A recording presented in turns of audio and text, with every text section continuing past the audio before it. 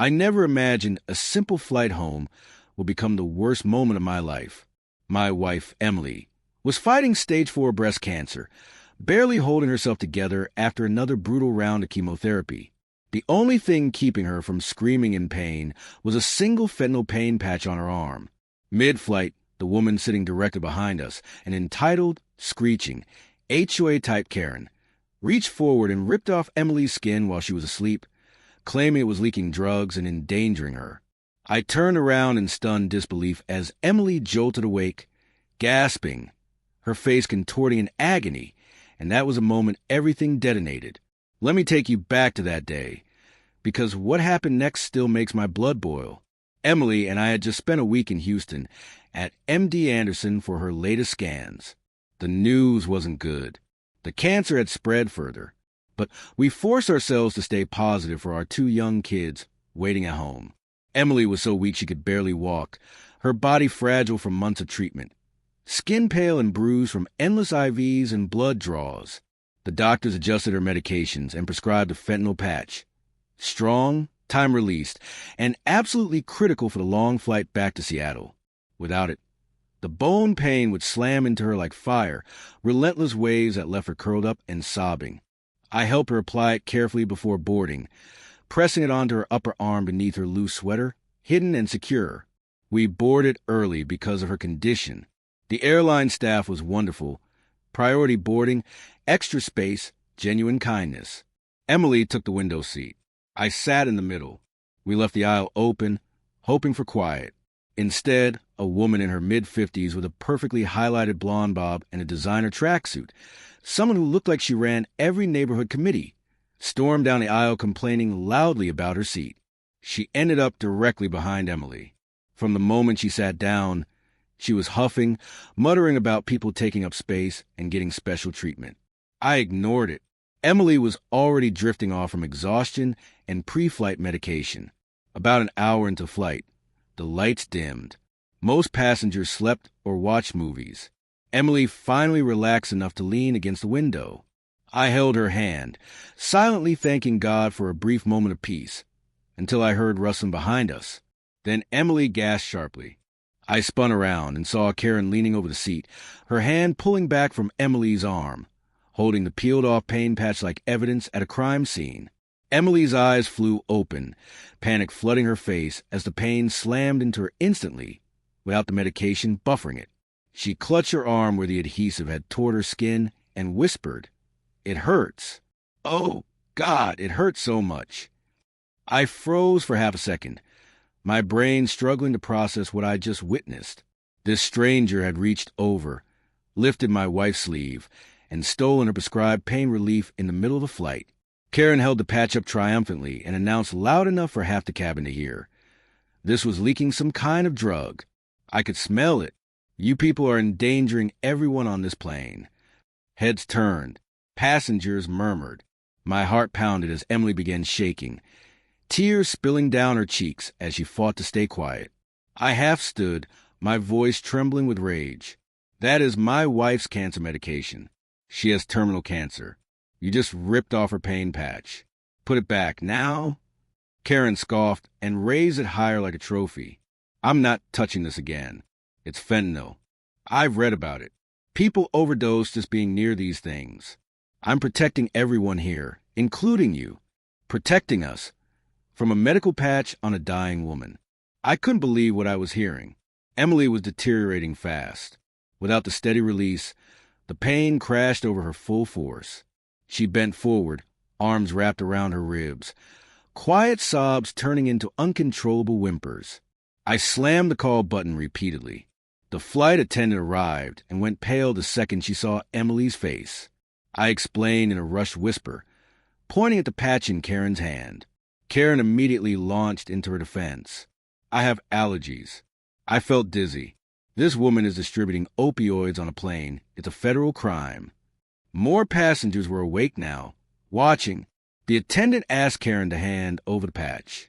She refused, clutching it tighter, demanding it be tested. Tested. My wife was beside me, drenched in sweat, biting her lip to keep from screaming. I begged the attendant for any pain relief on board, showing Emily's medical bracelet, explaining everything. There was nothing strong enough. Airlines don't carry narcotics. The attendant radioed the cockpit. I overheard medical emergency and possible divert, but we were over the Rockies, nowhere easy to land. Karen kept escalating, demanding the pilot make an announcement about drug safety. A man across the aisle finally snapped at her to shut up and give the patch back. She fired back that he was enabling addicts. Addicts? My wife, who had fought for 2 years, reduced to that. Emily gripped my hand so hard her nails dug into my skin. "Make it stop," she whispered. I was breaking. The attendant finally confiscated the patch from Karen and sealed it in a bag, saying it would be turned over to authorities upon landing. Authorities? That's when I knew this wasn't ending at the gate. Emily's pain peaked. She began hyperventilating. An oxygen mask dropped. Passengers stared, some sympathetic, others suspicious thanks to Karen's accusations. I cradled my wife in that cramped seat, whispering promises I didn't know how to keep. The captain came on the intercom. We were making an emergency landing in Denver, and the attendant leaned close and whispered, "We've reported this to ground security. What she did is serious.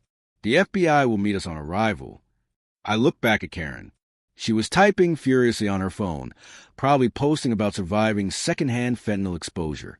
She had no idea what she'd unleashed. The plane dipped as we began our descent, turbulence rattling the cabin like it mirrored the chaos inside me. Emily curled against my chest, breathing shallow and ragged, every bump sending fresh pain through her body. I stroked her hair, telling her help was coming. Even though 30,000 feet up, help felt impossibly far away. Karen had gone full crusader. She was live streaming, angling the camera toward Emily while narrating in fake concern. "Everyone, I'm on a flight with a serious drug situation. This woman has fentanyl patches leaking everywhere, and the crew refuses to act." Passengers started recording her recording us. I wanted to rip the phone from her hands, but I couldn't let go of Emily. Then the head flight attendant, a calm professional named Maria, arrived with 2 colleagues, forming a barrier between us and Karen. She spoke firmly. "Ma'am, stop filming immediately. This is a medical emergency." Karen rolled her eyes. "I have rights. The public deserves to know when airlines endanger passengers." Maria didn't argue.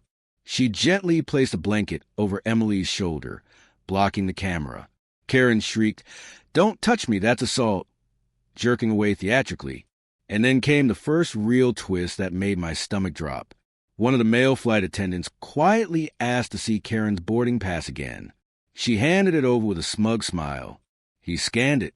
He frowned and walked toward the cockpit. A few tense minutes passed before Maria returned, her voice firm and loud enough for Karen to hear. "Ground security has confirmed they will be boarding the aircraft upon arrival. Everyone must remain seated until authorities speak with the involved parties." For just a split second, uncertainty flickered across Karen's face, but it vanished as quickly as it came. She doubled down, typing even faster on her phone. Emily's pain was escalating rapidly. The shock had worn off, leaving behind raw, bone-deep agony. Her body began shaking uncontrollably, teeth chattering even though she wasn't cold. I begged Maria for anything, ice, aspirin, anything at all, but they had already given the maximum allowed over-the-counter medication. There was nothing else on board.